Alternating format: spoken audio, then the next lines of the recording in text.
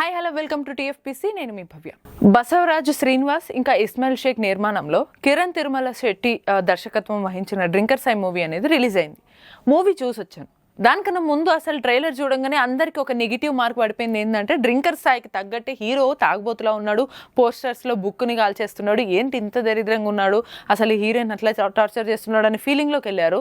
But మూవీని చూసిన తర్వాత ఖచ్చితంగా వాళ్ళు ఎంత కాన్ఫిడెంట్గా అయితే చెప్పారో ప్రీ రిలీజ్ ఈవెంట్స్లలో, అది క్లియర్గా మనకు అర్థమవుతుంది సినిమా చూసిన తర్వాత. ఇక సినిమా గురించి వస్తే కనుక మూవీలో చాలా హైలైట్ పాయింట్స్ ఏంటి అని అంటే మనకి మ్యూజిక్ ఖచ్చితంగా బాగుంటుంది. ఎప్పుడైనా సరే మ్యూజిక్ హీల్స్ అంటారు కదా. ఈ మూవీలో కూడా మంచి ఊపు అందించేటువంటి సాంగ్స్ ఉన్నాయి, డ్యాన్స్ ఇరగదీసేటట్టు మంచి ఫీల్ గుడ్ సాంగ్స్ కూడా ఉన్నాయి అనమాట. చంద్రబోస్ ఆస్కార్ అవార్డు గ్రహీత చంద్రబోస్ గారు రాసినటువంటి లిరిక్స్ అయితే మనం పేరు పెట్టక్కర్లేదు. ఆయన ప్రాస యాస టైమింగ్లో కానీ ఆ ఫీల్లో కానీ అసలు ఆయనకి తిరిగే లేదని చెప్పొచ్చు. ఇంకా సాంగ్ అయితే శ్రీ వసంత్ మ్యూజిక్ కంపోజ్ చేశారు ఈ మూవీకి. ఇక హీరోయిన్ విషయానికి వద్దాం.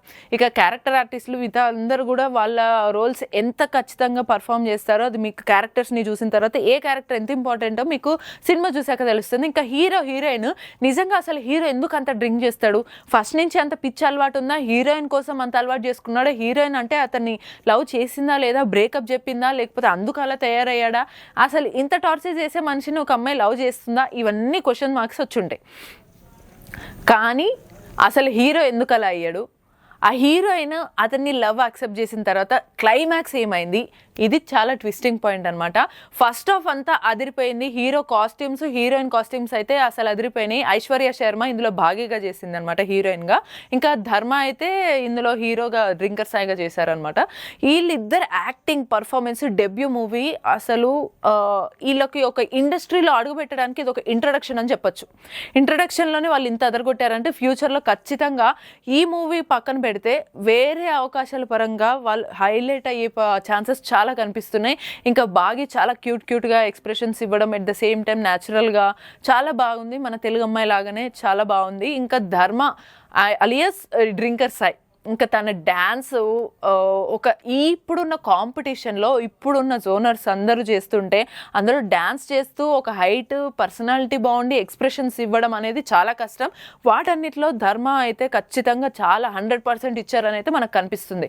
అంటే స్టోరీ కాన్సెప్ట్ అంతా ఒక ఎత్తు అయితే వీళ్ళ యాక్టింగ్ అంతా ఒక పీక్స్లోకి తీసుకెళ్ళిందని చెప్పొచ్చు. ఇక డబ్బింగ్ కూడా చాలా చాలా నీట్గా వచ్చింది అనమాట. డబ్బింగ్ ఎక్కడ కూడా నాన్ సింక్ అయ్యి ఏదో కొత్త వాళ్ళు తీశారు కదా ఎలా తీస్తారో అనే ఫీలింగ్ లేకుండా చాలా ప్రొఫెషనల్గా మూవీ వచ్చింది.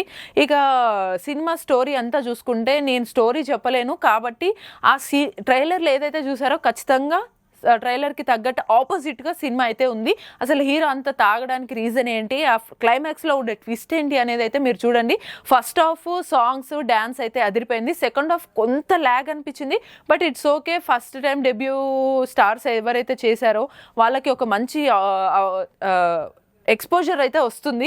అండ్ మూవీ కూడా చాలా బాగుంది. వాళ్ళు ఏదైతే అనుకున్నారో యూత్ని టార్గెట్ చేశారో వాళ్ళకి ఖచ్చితంగా తగులుతుంది. మరి చూద్దాం ఈ యూత్లో ఈసారి అయిన తర్వాత ఈ సినిమా చూసిన తర్వాత వాళ్ళలో ఎవరు బయటకు వస్తారో ఎటువంటి క్యారెక్టర్ బయటకు వస్తుందో కూడా మనకు తెలిసే అవకాశం ఉంటుంది. మొత్తానికి డ్రింకర్ సై మూవీని అయితే థియేటర్లో ఎక్స్పీరియన్స్ చేసిన తర్వాత మీకు ఎలా అనిపించిందో కమెంట్ చేయండి. ఈ వీడియోని షేర్ చేసేసి మీ ఫ్రెండ్స్లో కూడా ఎవరైనా డ్రింకర్ సై లాంటి వాళ్ళు ఉంటే వాళ్ళకు కూడా ఈ వీడియో షేర్ చేసి అరే నీవు ఇలా ఉన్నావురా, కొంచెం నీలో కూడా మళ్ళీ చేంజెస్ ఏమైనా చేసుకోవాలో చూసుకో ఈ సినిమా అని చెప్పచ్చు. ఈ సినిమా ఓవరాల్గా చూసుకుంటే స్క్రీన్ ప్లే పరంగా, సాంగ్స్ పరంగా, డ్యాన్స్ పరంగా, ఆర్టిస్టుల యాక్టింగ్ పరంగా, హీరోయిన్ కాంబినేషన్, క్యారెక్టర్ కెమిస్ట్రీ పరంగా ఇవన్నీ చాలా బాగున్నాయి. సో ఖచ్చితంగా ఈ సినిమా వన్ టైం వాచ్ అయితే చూడొచ్చు.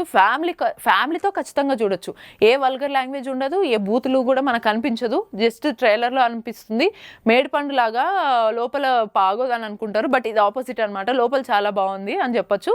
ఓవరాల్గా అయితే సినిమా చూడొచ్చు. మీకు ఎలా అనిపించిందో చూసిన తర్వాత అయితే కమెంట్ చేయండి. Until then keep watching TFPC. నేను మీ భవ్య.